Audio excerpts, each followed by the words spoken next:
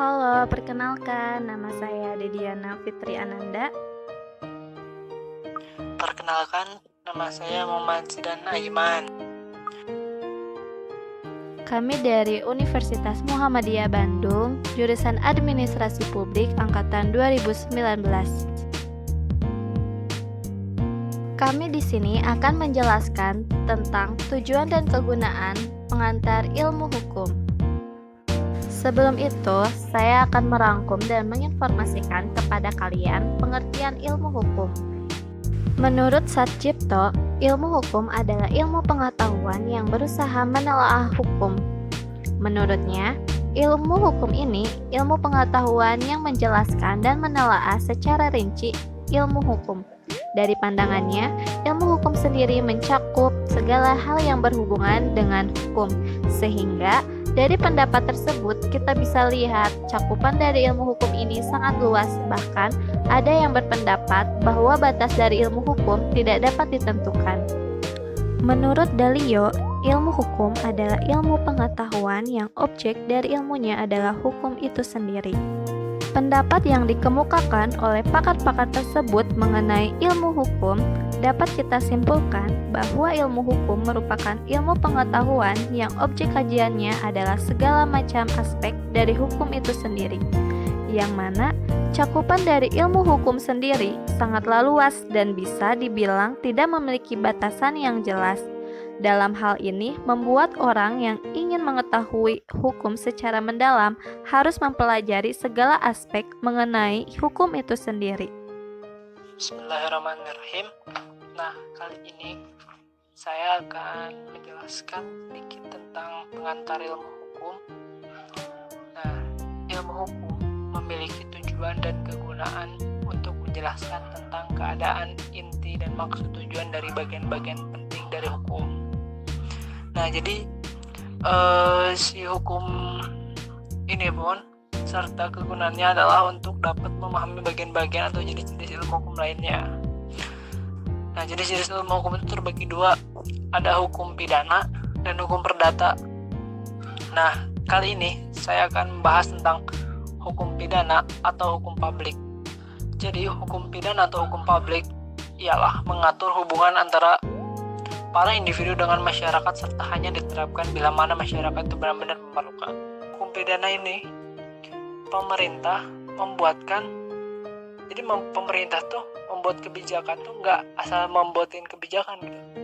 Jadi pemerintah membuat kebijakan sesuai keperluan masyarakat, seperti kebijakan tentang pembunuhan, kejahatan, pencurian, korupsi, narkoba, dan lain-lain.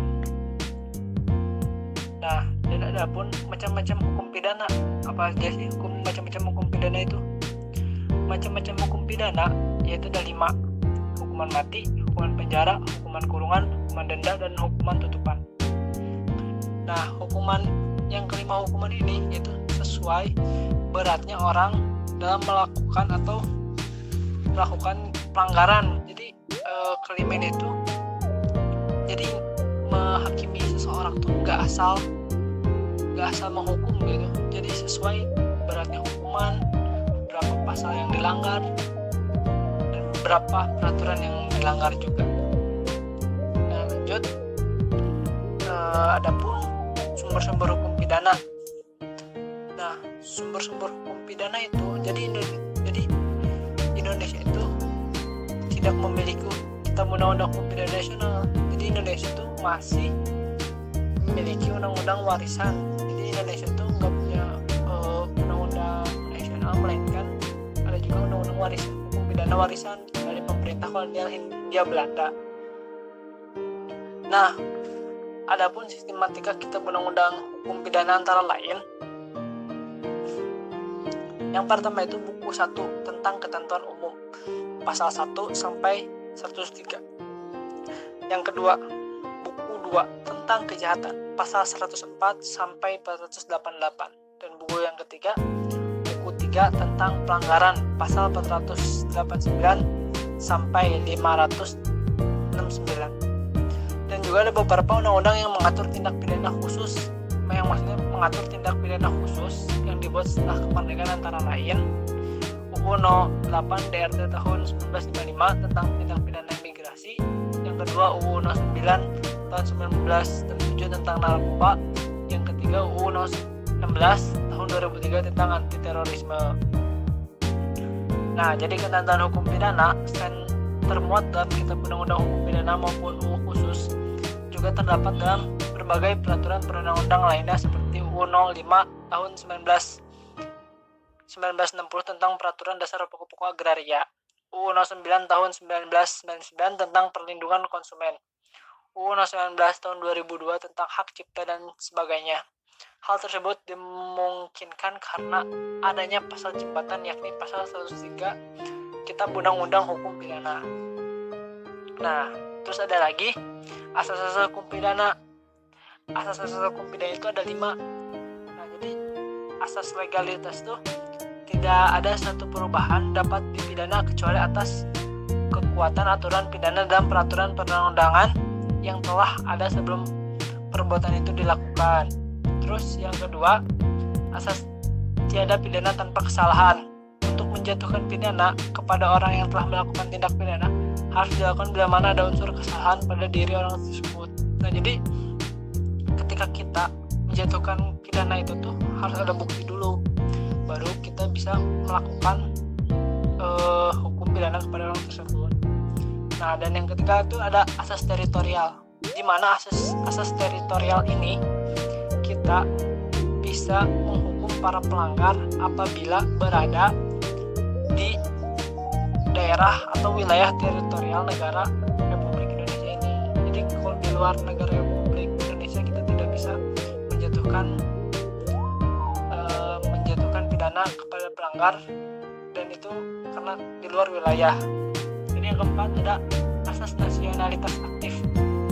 Nah, asas nasionalitas aktif ini, ketentuan hukum pidana Indonesia berlaku bagi semua WNI yang melakukan tindakan pidana dimanapun ia berada, walaupun dimanapun mereka berada. Nah, di sini asas nasional maupun negara manapun. Jadi kita tuh dapat menghukum pidana asalkan mereka melanggar peraturan walaupun dimanapun mereka berada. Di sini asas nasional maupun negara manapun.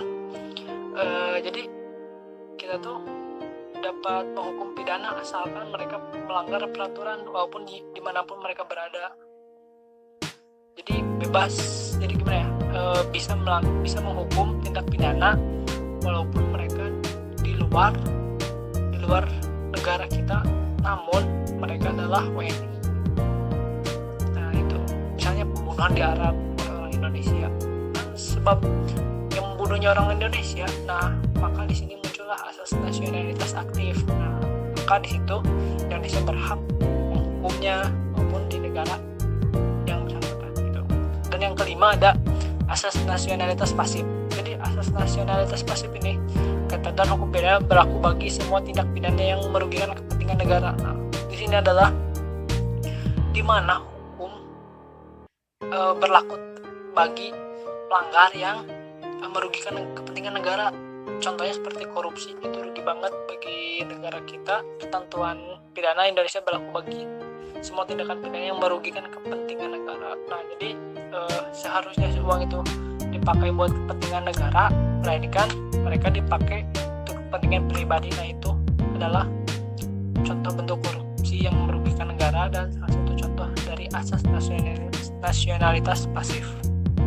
Saya di sini akan menjelaskan tentang hukum perdata, yaitu keseluruhan kaidah-kaidah hukum baik tertulis maupun tidak tertulis yang mengatur hubungan antara subjek hukum satu dengan yang lain dalam hubungan kekeluargaan dan di dalam pergaulan kemasyarakatan. Hukum perdata ini mengatur hubungan antara penduduk atau warga negara dalam kehidupan sehari-hari, seperti misalnya kedewasaan seseorang, perkawinan, perceraian, kematian, harta benda, dan tindakan-tindakan yang bersifat perdata lainnya. Hukum perdata dibagi dalam 4 bagian, yaitu 1. Hukum tentang diri seseorang, memuat peraturan-peraturan tentang manusia sebagai subjek dalam hukum. Peraturan-peraturan perihal kecakapan untuk memiliki hak-hak dan kecakapan untuk bertindak sendiri melaksanakan hak-haknya itu serta hal-hal yang mempengaruhi kecakapan-kecakapan itu. Yang kedua, hukum keluarga, yaitu mengatur perihal hubungan-hubungan hukum yang timbul dari hubungan kekeluargaan seperti perkawinan beserta hubungan dalam lapangan hukum kekayaan antara suami dan istri, hubungan antara orang tua dan anak, dan perwalian.